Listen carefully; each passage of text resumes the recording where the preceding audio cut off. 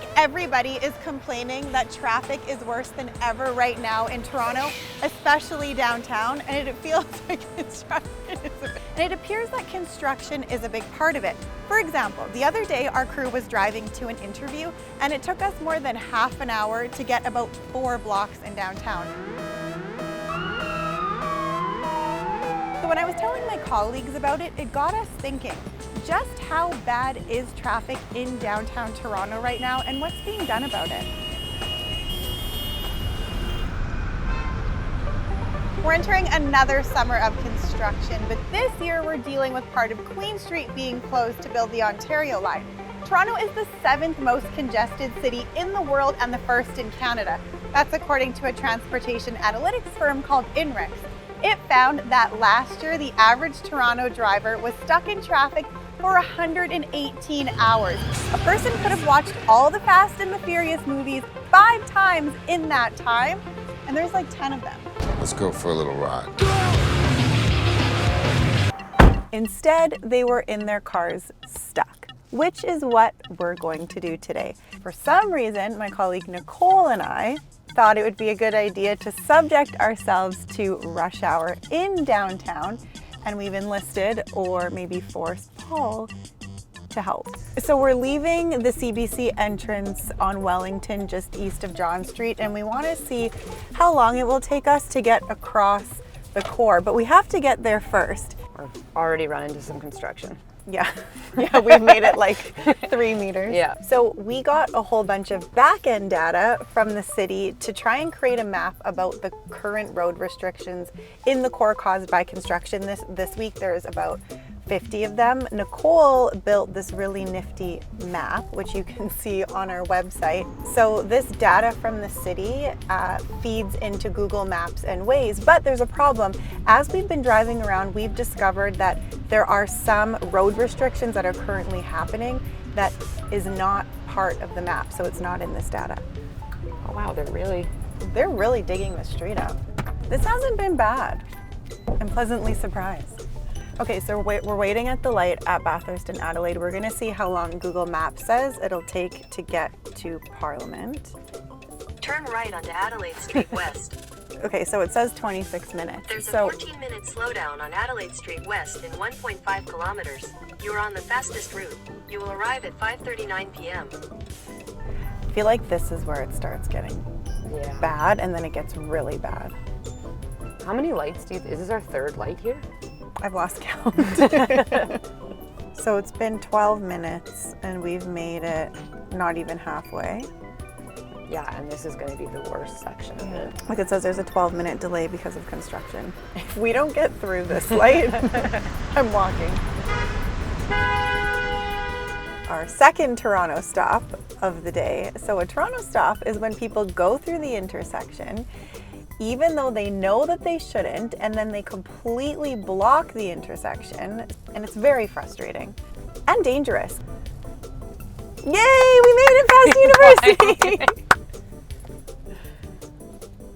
Just to sit here. It's taken us over half an hour to drive 1.6 kilometers. This is bad. Okay, let's go. No. Oh, that's what a dirty is that? move. This car just drove all the way down the bike lane on Adelaide. It's rerouted us like 5 different times. Water break. On Adelaide and York, stuck in traffic. Just eat without me. This is actually worse than I thought it would be. I should order pizza to the car. What are we at time-wise right now? 37 minutes. Oh, I think we're gonna beat the worst case scenario they came up with. Okay, so parallel to the Queen closure, right here on Adelaide, there's also major construction. So why is there this major construction happening at the same time when Queen Street is closed? Because the city guesses that about 1,500 cars are diverted from Queen Street because of that closure during this period of rush hour. And right now it kind of feels like they're all on Adelaide. We finally made it. And it took us double the amount of time Google Maps said. So Google Maps said that it would take 26 minutes, 52 minutes to get across Adelaide from Bathurst to Parliament. So the city had a report that was predicting the worst case scenario for traffic when it comes to the Ontario line closing part of Queen and a handful of major city-led construction projects, which, mind you, were scheduled over several years. The report says that if all of these city construction projects were happening at the same time as the Queen closure, the worst case scenario for getting across Adelaide from Bathurst to Parliament was 46 minutes, and it took us 52. Now that I'm out of the car and walking, it got me thinking, does downtown traffic really have to be that bad? I'm on my way to meet Matty Simiatiki, and I'm going to ask him that question. He's a professor of geography and planning and the director of the Infrastructure Institute at the University of Toronto. Basically, his job is all about trying to make cities better. Does it really have to be this bad? What do they say in traffic reporting? Pack your patience. I mean, that is part of this, but we can also do so much better. We need to be doing the construction better, more efficiently, with less disruption, but we also all have to recognize that that construction is critical. We have a real affordability crisis, and part of the way we're going to get out of it is by building more housing. And much of our underground infrastructure, like our sewers and our pipes and our electricity and other pieces of underground infrastructure, are also at their breaking points. We should be reflecting on why this construction is happening and hoping that it will get us to a better place ultimately. When you're stuck in traffic and navigating construction, you might be wondering, how are all these projects allowed to happen at the same time? And is anybody doing anything about the congestion that they're causing? I had those questions, so I asked the city, and they invited us to their traffic management center, which is where we're going right now. This is the Rescue Traffic Operations Center, where we basically have access to all the traffic signals within the City of Toronto to remotely control each of the signals, change the signal timings, specifically to deal with all the heavy-duty construction-related congestion that we see within the city. Sometimes there's nothing you could do with the traffic signal to make the situation better. And likewise, these folks have access to our traffic agent team. Those are the city's team of special constables who can then be deployed to an intersection and physically be on site to help manage traffic. Yesterday, so just after 5 o'clock, we wanted to see how long it would take to drive across Adelaide from Bathurst to Parliament. How long did it take you, out of curiosity?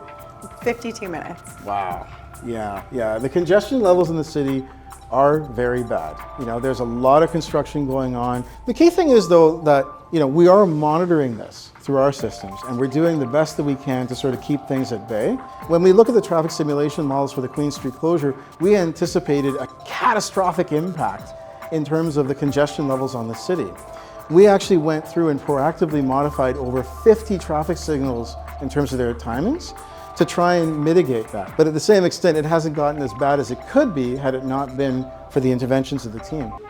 What are you guys seeing out there? So the War Room is really the place where all the various teams and parties kind of get together to brainstorm on how best we can mitigate the impacts related to construction on the streets. My name is Avi Bachar. I'm the Director of Engineering Support Services in the Engineering and Construction Services Division at the City of Toronto. Last 10 years, there has been a dramatic increase in construction.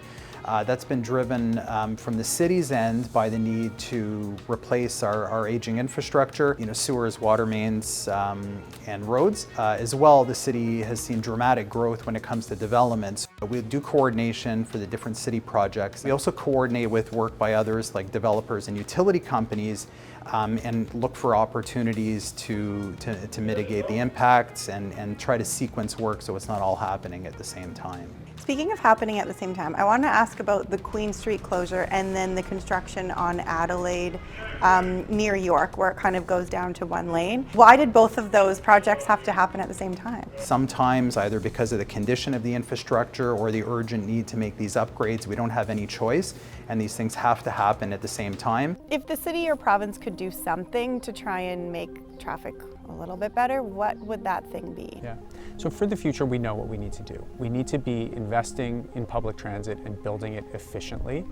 We need to be expanding our bike lane network, and we need to be ensuring that pedestrians can get around.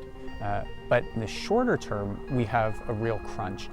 We need to be coordinating our construction more efficiently.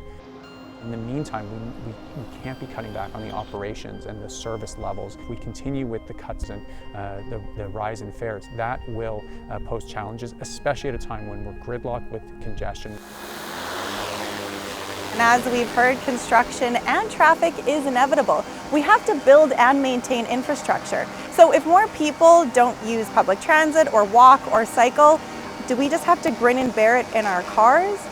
Or is drone technology and artificial intelligence part of the solution? My name is Shadi Hagag. I'm the CEO of Transplan. We're a transportation engineering firm here in Toronto. We developed a traffic capturing tool called Views. Can capture not just intersections, neighborhoods. We call them super blocks. So imagine a whole entire neighborhood of a complete data set, 100% sampling, all at once and simultaneously. So we're able to understand the origin destination, where the traffic is coming and going to, turning movement, how the traffic operates through an intersection. We can also understand the speed in a certain roadway. Without a complete understanding of neighborhoods, we don't believe the congestion problems can be fixed right away. But the traffic that we're experiencing today and we're going to experience in the future is going to be different. Therefore, the whole entire approach of solving traffic problems have to shift. In the end, congestion comes from a lot of people wanting to be at the same place at the same time. And the opposite is a downtown that's dead. And we remember what that felt like during the pandemic. So I don't want to go as far as saying gridlock is good, but we are living in a busy and growing city, as frustrating as that might be.